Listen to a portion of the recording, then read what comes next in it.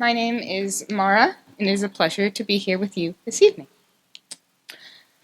Dear Sanctuary, today I'd like to tell you a story about letters and love. Dear Mara, I'm so sorry to hear about your loss. This was the start of a card that came to me a little over a year ago. Your Sanctuary community is thinking of you.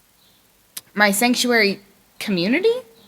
At this point, I had been attending Sanctuary for a few months, just enough to begin recognizing a few names and faces. I loved singing songs and having a regular Wednesday night activity, but having recently moved to Boston, I still felt like I was searching for my people. I finished reading my card and immediately grabbed my phone to message my Sanctuary friend. How can I get involved with sending these cards? I want to tell you about another letter I received, perhaps the first real letter I ever received. It arrived during my first week of sleepaway summer camp. Although I was new, I had quickly caught on to one of many camp rituals. Yes, it was dinner time, but dinner took a backseat to the real highlight of the evening, mail. Each meal, I joined in friendly conversation with my table mates and participated as we sang a few songs, but as soon as I saw the counselor come out with mail, I was locked in. It was the moment I had been waiting for all day. My eyes darted around the room, my heart skipping a beat every time she walked towards our table. And at last, she arrived with the thing I had been waiting for, a letter from my mom. I opened it and began to read. At sleepaway camp, getting a letter felt like getting a big, long overdue hug. Someone had taken the time out of their day to write to me. With every letter that arrived, my heart soared, knowing I was getting to read words my mom had written for me alone. And when we sat down for our mandated letter-writing activity, I quickly realized how much I relished sharing my own adventures. I knew the feeling of getting a letter and wanted to share that with everyone. Sitting down to write, I churned out pages with every detail about my role in the play as the evil cat witch, or the time a bear tore into our food bag, only to leave everything except the gluten-free crackers. True story. Although I didn't know it at the time, I was already beginning to see letter writing as a way to foster deep and meaningful connections to the people in my community, both near and far away. Dear Diary, I start. This time, it's a few years later, and I'm writing in my first journal. I'd continued to write letters in my following years at camp, eventually joining the staff, but despite all of this, letter writing had become an activity I did almost exclusively during those precious summer weeks. It had never quite translated to my real life. I had journaled before, but mostly in a telling the facts of my day kind of way. I had just started college, and it was turning out to be a whole lot harder than I expected. Trying to make friends, study for all my classes, and even just catch the bus every day was exhausting. After 2 months of spiraling thoughts in my head, I had finally decided to write them down. I opened the first page, no clue what was going to come out. But 30 minutes later, pages stared back at me. As I had sat down to write, it was like my brain took over, and the feelings tumbled onto the page. But looking back at what I had written, what stood out to me were the last 2 words. Love, Mara. I had signed it. In fact, the entire entry read like I was writing to a friend. And somehow, feeling like I was writing to a friend had allowed me to share thoughts I hadn't been able to say out loud for months. And sharing those thoughts, in turn, gave me the release I needed to continue on my day. I took a deep breath, stood up, and walked out the door. A few days later, I started my next entry. I kind of like Dear Diary, because it feels like I'm talking to someone, which is really nice, I wrote. As an awkward, anxious teen, I found that through writing, and specifically writing to someone, I could express my true feelings in whatever messy, unpolished way I needed. Even without a response, I felt a little more seen.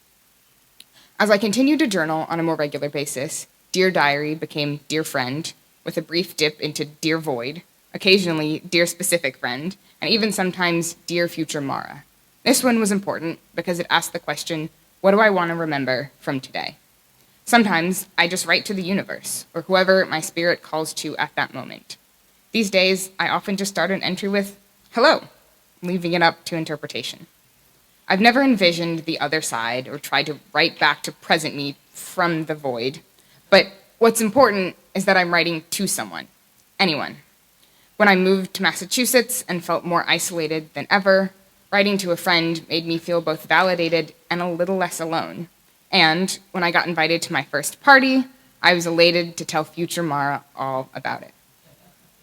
Having a journaling practice has given me a space to tend to my own needs, where I can check in with myself and express my deepest feelings.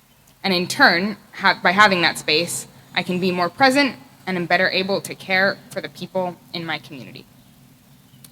But while journaling is much needed self-care for me, I never quite forgot the warm and fuzzy feeling of actual correspondence.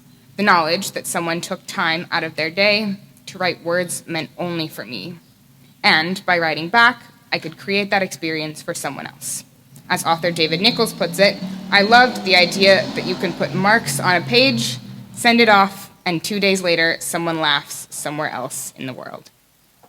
So, with the goal of creating that warm, fuzzy feeling for myself and others, I began incorporating letters into the rest of my life, meticulously crafting thank you cards, birthday cards, or just a checking in card to a friend. Still, however, it wasn't until March of 2020 that I really considered it a practice. In that month, I left the program where I had been living, studying, and working in Washington, D.C., and moved home to North Carolina. As with many of us, the COVID-19 pandemic took away virtually all daily human interaction. I missed my friends, and Zoom conversations were so far from what they used to be. I barely knew who I was, and I was losing who my friends were too. So I decided to do what I knew, and started writing.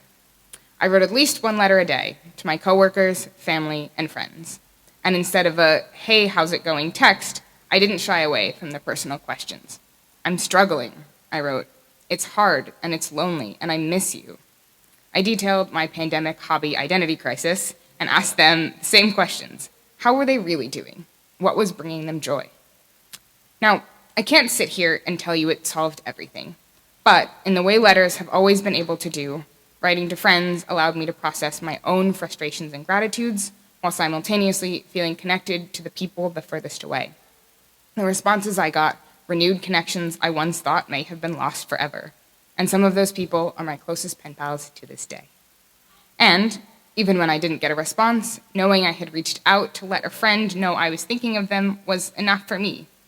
In a time when connection and community were lacking the most, letter writing did more than I could have asked for.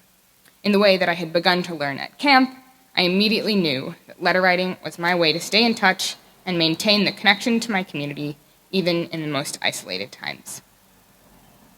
So these days, I do a little bit of both, writing to myself and my friends and family. But I've also begun to incorporate a third form of letter writing. After receiving my first card from Sanctuary, I'm happy to report that I did become a card writer, a role I've been fulfilling for a few months now. So about once a week, I grab my picnic blanket, a paper and pen, my water bottle, and my big sun hat, and I walk to the park near my house. Once I'm settled, I take out my Sanctuary cards, pull up my list, and begin to write. I'm not writing to my mom or an existing friend. It might even be someone I've never met before, but I'm still channeling the same warmth and compassion as if I were writing to a dear friend. Recently, I took this community letter writing a step further when I learned about a program through Black and Pink Massachusetts, a prison abolition organization started by UU minister Reverend Jason Leiden. The program is a pen pal program that, quote, aims to pair incarcerated and free world people to create a supportive outlet for incarcerated members and an educational and transformative experience for non-incarcerated pen pals. When I discovered this program, I immediately signed up. And while I haven't actually gotten started yet, this program, along with my participation on the card writing team, has allowed me to realize something bigger.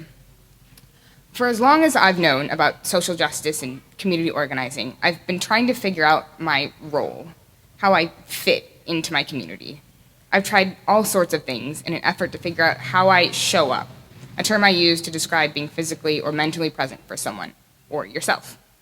But when I joined Black and Pink and the card writing team, I began to realize that I already have my thing. I always have.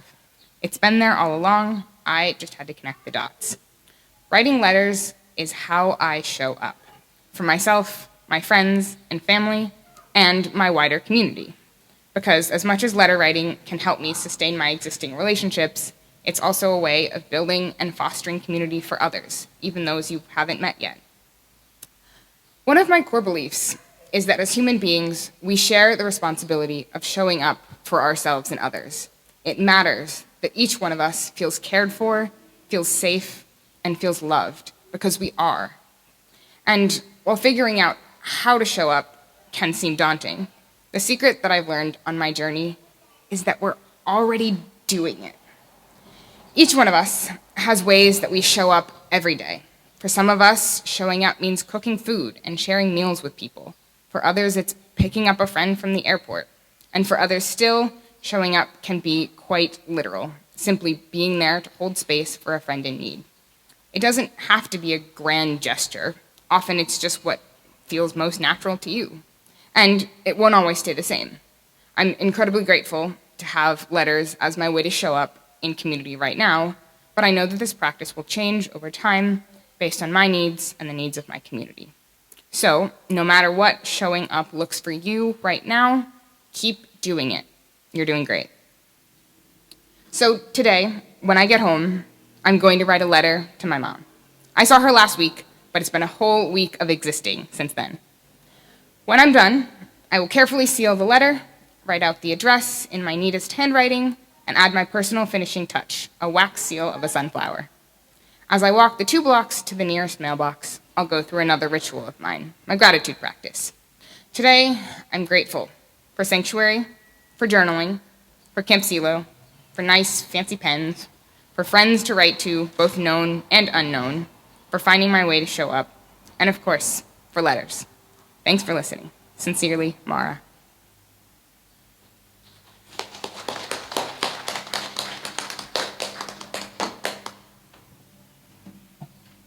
Beloveds, each and every one of us is a voyager on this beautiful journey we call life. Each of us is traveling our own unique path. No 2 journeys are the same.